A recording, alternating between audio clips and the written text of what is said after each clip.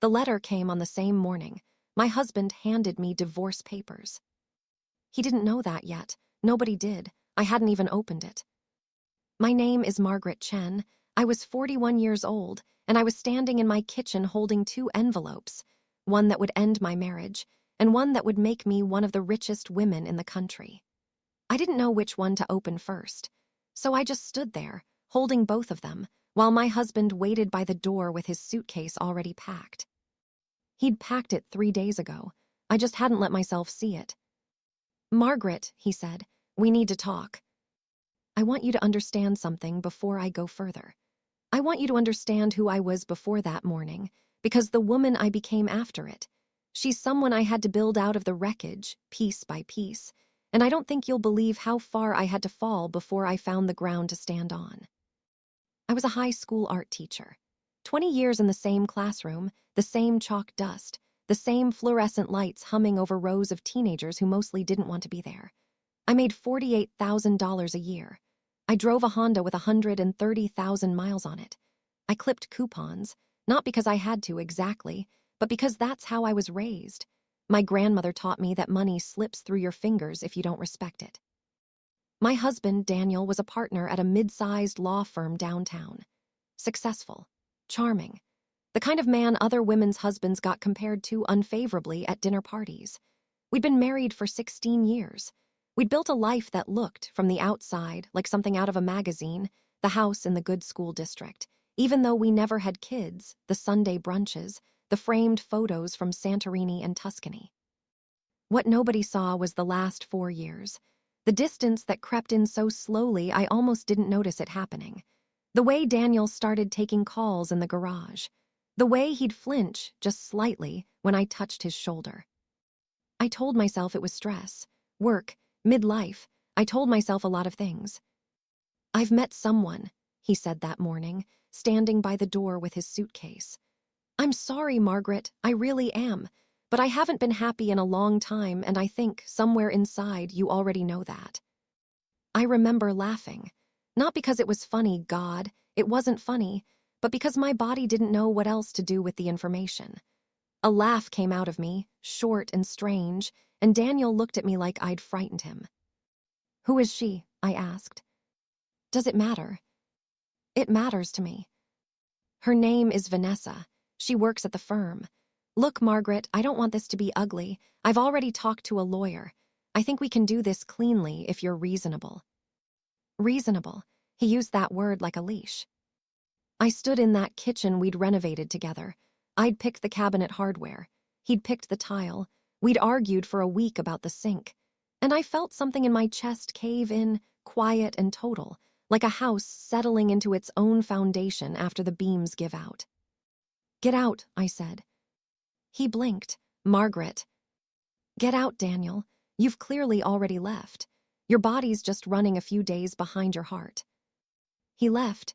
I heard the door close, then the car pull out of the driveway, and then the house was so quiet I could hear my own pulse in my ears. I didn't cry right away.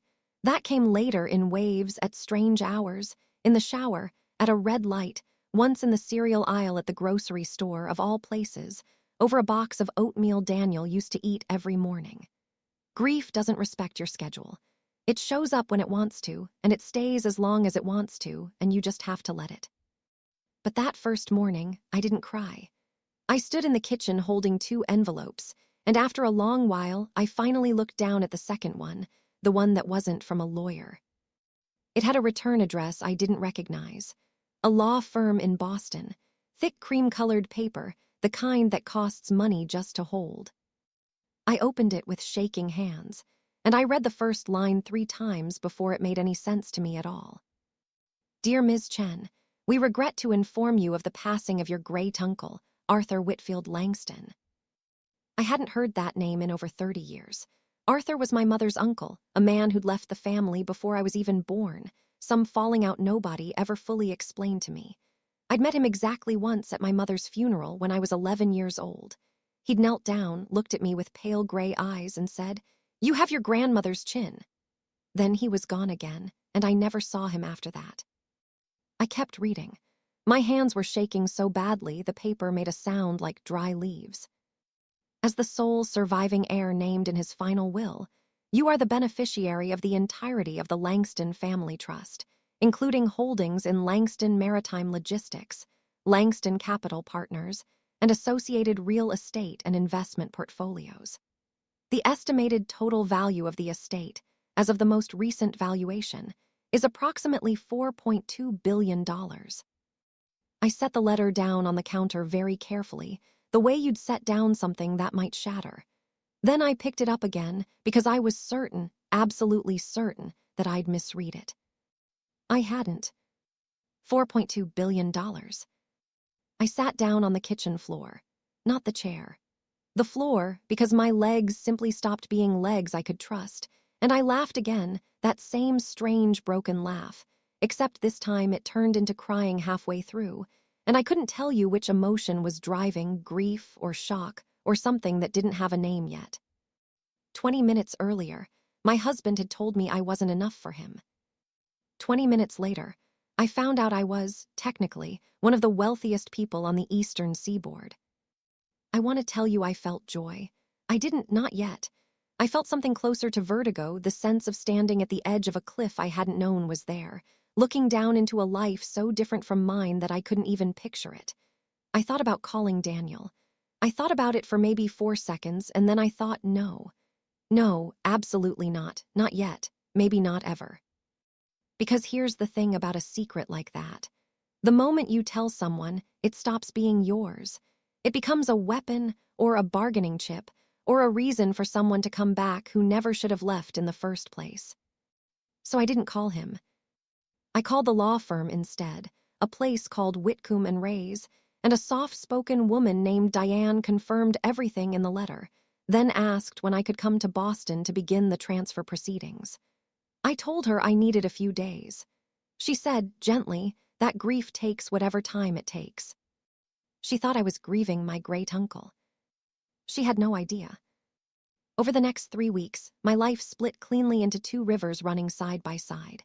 In one river, I was Margaret Chen, soon-to-be-divorced art teacher, filling out paperwork with a lawyer named Rosa Alvarez, who Daniel's firm clearly hadn't expected me to hire. A sharp, quiet woman who read every clause twice and didn't flinch at anything Daniel's attorneys threw at her. Daniel's team pushed hard. They wanted the house. They wanted to frame my modest income as a reason I didn't deserve half of anything, as if 16 years of building a life together only counted if you'd earned a certain number on a paycheck. They're trying to lowball you, Rosa told me over coffee, sliding a folder across the table. They're betting you don't have the resources to fight this properly. I almost laughed. In the other river, quietly, invisibly, I flew to Boston twice under a name nobody at home recognized, Margaret Langston Chen, a name I hadn't used since childhood, and sat in a glass conference room 40 floors above the city, while men in expensive suits explained shipping contracts and hedge positions and real estate holdings I couldn't have imagined a month earlier. I signed things. I asked questions I was embarrassed to ask, and they answered them without a trace of condescension, because apparently that's what $4 billion buys you, patience. I told no one. Not my sister, not my closest friend, Priya, not even Rosa, my own divorce lawyer. I know how that sounds. I know it sounds like strategy, like something cold and calculated. And maybe it was a little, but mostly it was self-preservation. I had spent 16 years being someone's wife, and before that being someone's daughter, and I had never, not once, been simply myself, unclaimed, unwatched, answerable to no one. For 3 weeks, I got to hold that feeling in my hands like a stone I'd pulled from a river, still cool, still mine. Daniel, meanwhile, had no idea his soon-to-be ex-wife had quietly become one of the richest women in America. He thought he knew exactly who I was, a schoolteacher, someone he could out-lawyer, outspend, outlast, until I signed whatever he put in front of me just to make it end. He had one more move to make before he found out how wrong he was. 6 weeks after he left, Daniel called me. His voice had that particular smoothness he used when he wanted something. I recognized it from 16 years of marriage, the tone just under his real voice, like a coat he put on for meetings. Margaret, I need a favor. You need a favor. It's not for me. It's for Vanessa, actually. There's a position opening up, a director role at Hargrove Wealth Partners. It's a big opportunity for her. I heard through the grapevine that the firm's actually connected to some trust, some big family holding company, and I thought, since you're an art teacher, you know people in these philanthropic circles, don't you? Museum boards, that kind of thing. I stood very still in my kitchen, phone pressed to my ear, and I felt something shift behind my ribs, not pain this time. Something colder, something sharper. What exactly are you asking me, Daniel? I'm asking if you'd put in a word. For Vanessa, it would mean a lot. He wanted me, the woman he'd left, the woman he was currently trying to squeeze out of half our shared life in a courtroom, to help his mistress get a job. He said it so easily, like it cost him nothing to ask, like I still owed him something. Send me the details, I said. My voice came out steadier than I felt. Really, Margaret, thank you. Seriously, thank you. I know things have been rough, but I always said you were the bigger person. I didn't answer that. I just hung up, and I looked down at my own hands, and I realized, with a kind of quiet, terrifying clarity, exactly what I was going to do. Because the interview panel for that director position, the one deciding whether Vanessa got the job, sat inside Hargrove Wealth Partners, a firm that managed, among other things, a significant portion of assets belonging to the Langston Family Trust. My trust. I had been invited, weeks earlier, to join the advisory board overseeing exactly that relationship. I'd said yes without thinking much of it, still half numb from everything happening in my life. Daniel had just asked me to walk his mistress straight into a room where I would be sitting at the head of the table. He had no idea, not yet. But he was about to find out exactly who he'd left behind, and exactly who he'd be looking at across that conference table in 2 weeks' time. 2 weeks passed like held breath. I spent them the way you'd expect, signing documents in Boston, meeting with Rosa about the divorce settlement, and quietly, carefully, learning everything I could about Hargrove Wealth Partners. I learned that the firm managed nearly $600 million of assets connected to my family's trust. I learned that the advisory seat I'd casually accepted 3 weeks earlier gave me a vote, not a suggestion, an actual vote, on senior hires tied to accounts of that size. I learned that the interview for the director position was scheduled for a Thursday morning, 10 o'clock, in a conference room on the 31st floor. I didn't tell Diane, my estate attorney, what I was planning. I didn't tell Rosa. I told exactly one person, my sister, Elaine, who I finally called on a Tuesday night, my voice shaking so badly she thought, at first, that something terrible had happened. Margaret, you're scaring me. Just say it. So I told her everything. The letter, the $4.2 billion, Daniel and Vanessa, and the favor he'd asked me for. I talked for almost an hour without stopping, and when I finally ran out of words, there was a long silence on the other end of the line. You've been carrying this alone for 6 weeks, Elaine finally said. Not a question, just a fact laid down gently, like she was setting something fragile on a table. I didn't know how to say it out loud. I didn't know it would feel real until I said it. Does it feel real now? I looked around my kitchen, the same kitchen where I'd once held 2 envelopes and hadn't known which one would break me first. I don't know, I admitted. It still feels like someone else's life. What are you going to do Thursday? I hadn't fully decided, not until she asked, but something in the question settled it for me. I'm going to sit at that table, I said, and I'm going to let him see me. Thursday came the way dreaded days always do, too fast, and also somehow not fast enough. I wore a navy suit I'd bought in Boston, tailored, simple, nothing that screamed money because I'd learned by then that real money rarely does. I sat in the back of a car service outside Hargrove's building at 9:45, watching the glass doors, feeling my heart do something strange and irregular in my chest. I want to be honest with you. I wasn't doing this for revenge exactly. I keep turning that over in my mind, even now, trying to find the truest word for what I felt walking into that building. It wasn't triumph. It wasn't cruelty. It was something quieter and sadder than either of those things. I simply needed Daniel to understand, in a single unmistakable moment, that the woman he'd dismissed as not enough had never been the small thing he decided she was. That he'd built his entire justification for leaving me on a version of me that was never true. I took the elevator to the 31st floor. The advisory board sat at the far end of a long table, 4 of us, with the hiring committee at the other end. I was seated at the head, per the arrangement, a nameplate in front of me that read M. Langston Chen. Not Margaret Chen, Langston Chen. At 2 minutes past 10, the door opened, and Daniel walked in beside a tall woman in a cream blazer, her dark hair pulled back tight, a leather portfolio clutched against her chest like armor. Vanessa. I recognized her instantly, though we'd never met, recognized the particular tension in Daniel's jaw, the way his hand hovered near the small of her back without quite touching it, protective and possessive at once. He didn't see me right away. He was scanning the room the way lawyers do, cataloging who mattered. Then his eyes reached the head of the table. I watched it happen in stages. First, confusion, a small furrow, like his brain was trying to make the math work and failing. Then recognition, sharp and sudden, his whole body going still. Then something I can only describe as dawning horror, color draining slowly from his face as he read the nameplate in front of me, and then read it again and understood. Margaret, his voice cracked slightly on the second syllable. Daniel, I kept my tone perfectly even, the same tone I used to use calling roll in my classroom. Please sit, we're just about to begin. Vanessa looked between us, clearly sensing something was wrong but not yet understanding what. I'm sorry, do you two know each other? Nobody answered her for a moment. The silence stretched, thin and terrible.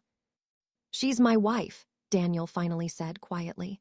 Then, catching himself, my ex-wife. Soon, we're finalizing the divorce. Not soon, I said, still calm, still even. We're finalizing it in 3 weeks, actually. Rosa filed the last of the paperwork yesterday.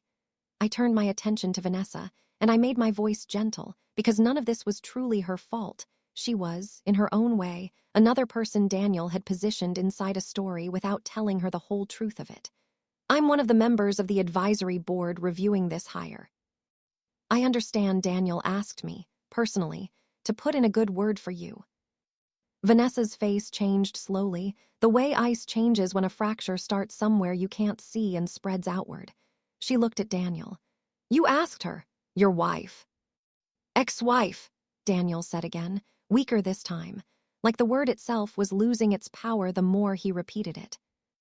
I let the moment sit. I didn't rush to fill it, the way I might have once, out of some old instinct to smooth things over for other people's comfort. I'd spent 16 years doing that. I was done. I want to be clear, I said, addressing the whole table now, my voice carrying the same calm authority I used to bring to a classroom full of restless teenagers. My personal history with Mr. Reyes has no bearing on how I'll evaluate this candidate professionally. I take this board seat seriously, and I intend to assess Ms. Whitmore purely on her qualifications. I looked at Vanessa directly. You deserve that much. An honest evaluation, not a favor bought through someone else's guilt. Something shifted in Vanessa's expression. Not gratitude, exactly, but a kind of grudging respect. The look of someone recalibrating everything they thought they understood about the two people in front of her. The interview proceeded. I asked hard questions. Fair ones. Vanessa answered most of them well. I'll give her that. She was sharp. She'd clearly prepared. But there was one moment near the end where the committee asked about a previous employer, and her answer didn't fully align with what was on her resume. A small inconsistency. The kind interviewers are trained to notice. I noticed it too. I didn't manufacture a reason to fail her. I didn't need to. The committee saw it on their own, and in the closed-door discussion afterward, they voted unanimously to pass on her candidacy, not because of anything I said, but because 2 other candidates had simply interviewed better. I could have advocated for her out of some strange desire to prove I was above pettiness. I could have torpedoed her out of an equally strange desire to make Daniel suffer through her disappointment. I did neither. I just told the truth, the way I saw it, and let the outcome be what it was. Daniel caught me in the hallway afterward, alone, his composure finally cracking all the way open. $4.2 billion, he said, his voice low and disbelieving, like the number itself was too heavy to say at normal volume. You've had that this whole time, while we were negotiating the house, while my attorneys were trying to convince you to take less because you're just a teacher. He stopped himself, hearing how it sounded. Yes, I said simply. Why didn't you tell me? I looked at him for a long moment, really looked, the way I hadn't let myself in months, searching for the man I used to love inside the man standing in front of me. I found traces of him, not enough. Because you didn't leave the money, Daniel. You left me, and I wanted just once to know who was willing to stay for the person, not the number attached to her. I paused. You made your choice before you knew about any of this. That's the truth you have to live with now, not the size of what you gave up. Just the fact that you gave it up believing there was nothing here worth staying for. He didn't have an answer for that. I don't think there was one. The divorce finalized 3 weeks later, exactly on schedule. I didn't fight him for cruelty's sake. I let Rosa negotiate a fair settlement, generous even, because I'd learned something in those strange, vertiginous months that I hadn't expected to learn. Money doesn't need you to be small to prove it's real. It doesn't need you to punish anyone. It just needed me to finally stop asking permission to take up space in my own life. I kept teaching for a while. Not because I needed the paycheck. Obviously I didn't, but because I needed the classroom, the chalk dust, the particular ordinary dignity of showing up somewhere I mattered for reasons that had nothing to do with a bank balance. Eventually, I started a foundation instead, funding art programs in underserved schools, the kind of place where a kid like the one I used to teach might discover, the way I once did, that making something beautiful out of nothing is its own kind of wealth. Daniel and Vanessa didn't last. I heard, secondhand, through people who still moved in our old circles, that they separated less than a year later. I felt no satisfaction hearing it. Only a quiet, distant sadness for him, for her, for the version of my own life that had once seemed so solid and turned out to be standing on nothing at all. Sometimes, late at night, I still think about that morning in the kitchen, 2 envelopes in my hands, one that ended something, one that began something else entirely. I used to believe those 2 things were opposites. The ending and the beginning. I don't believe that anymore. I think, sometimes, endings are just the universe clearing space for you to finally become who you were always supposed to be. I just didn't expect mine to come wrapped in grief and paperwork and a number so large I couldn't say it out loud without my voice shaking. But it did, and somehow, impossibly, I survived it, not as the woman Daniel decided I was, but as the one I chose to become instead.